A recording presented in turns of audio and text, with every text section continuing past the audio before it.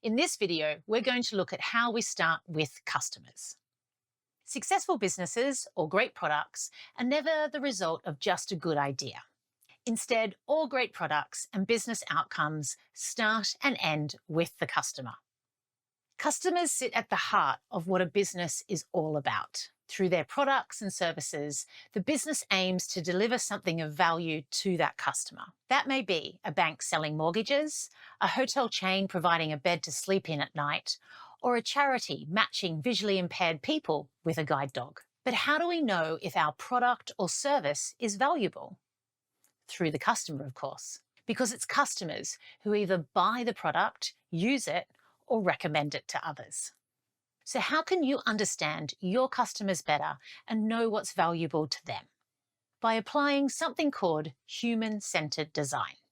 Human-centered design implies that no matter the problem, all solutions start and end with a deep empathy for people, in this case, your customers, and their unmet needs.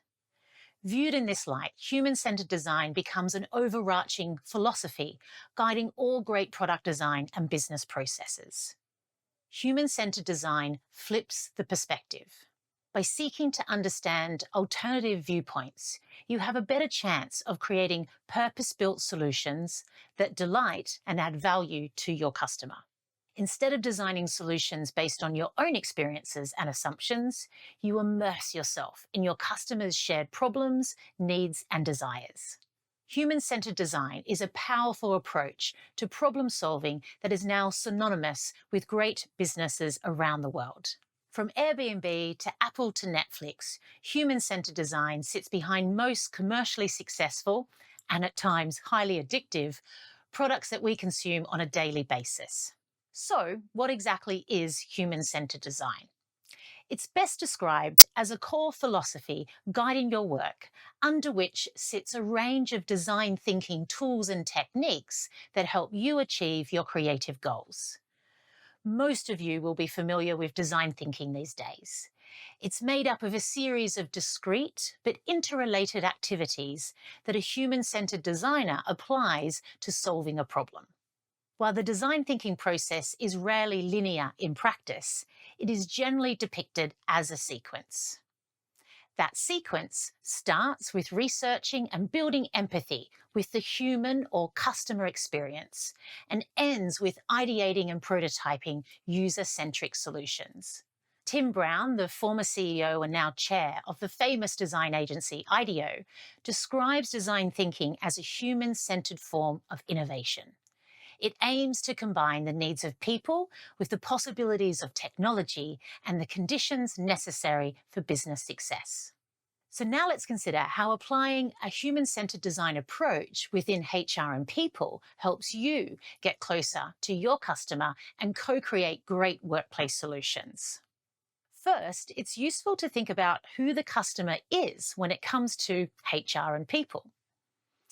So for HR and people professionals, understanding our customer is a multi-layered exercise, and it helps to view the customer through a lens of systems thinking. First and foremost, the customer is our people, the colleagues of your organization. Most HR and people professionals feel comfortable talking about this customer segment. They can measure impact with relative ease through metrics such as engagement feedback, career development, and a sense of well-being.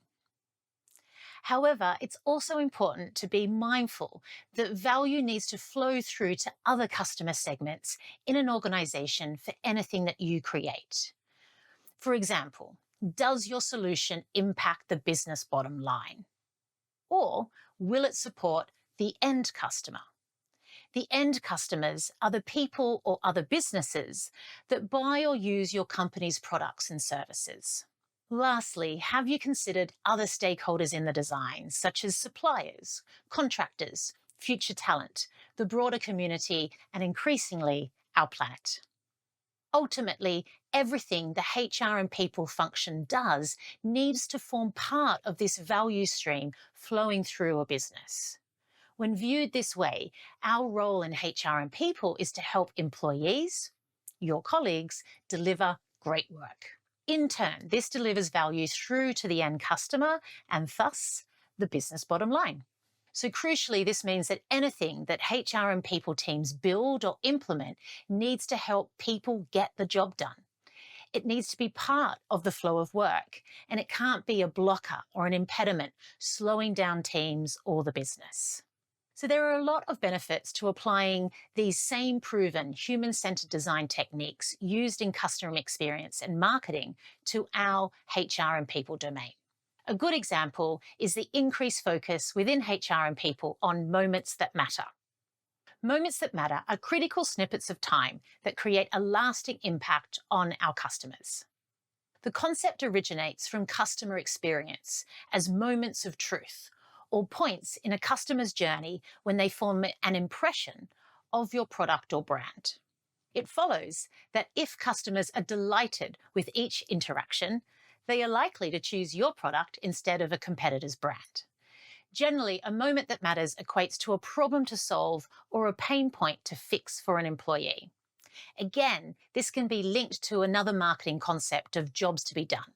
Jobs to be done likens customer needs to jobs customers want to complete or do with the products and services they buy. We already know many of these moments that matter or jobs to be done within the employee journey.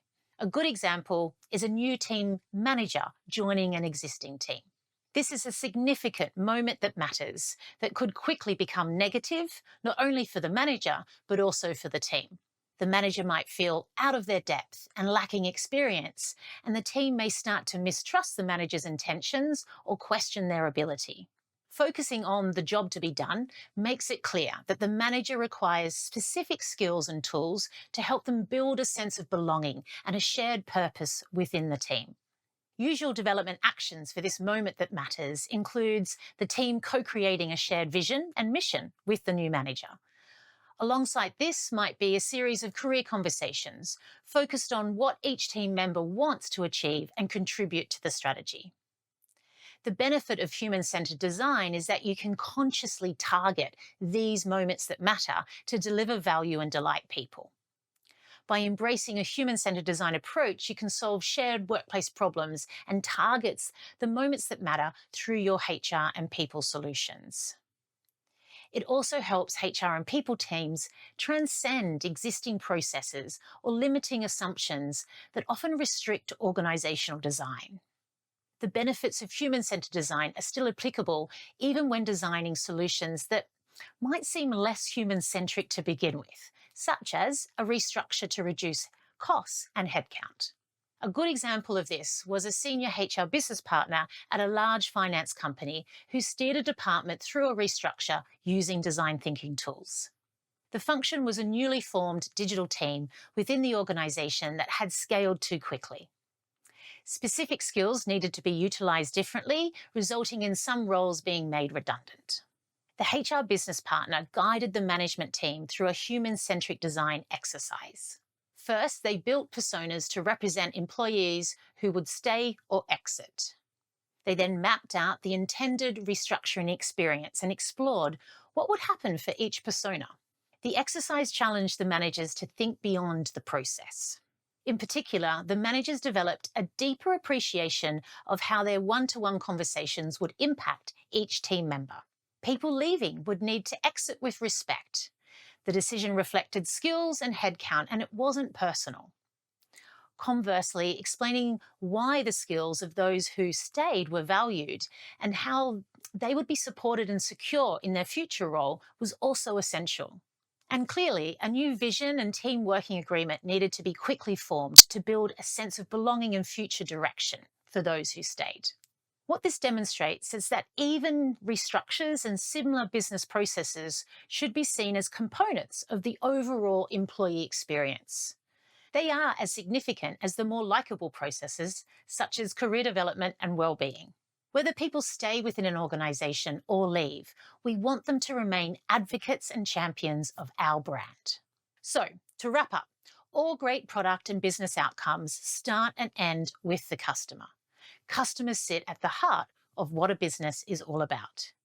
This means that to build a successful business, we need to not only understand, but deeply empathize with the needs, desires, and wants of our customers. By applying human-centered design, we step into the customer's experience and we solve business challenges from their perspective. By starting with the customer, we're better able to build products that are valuable and delightful.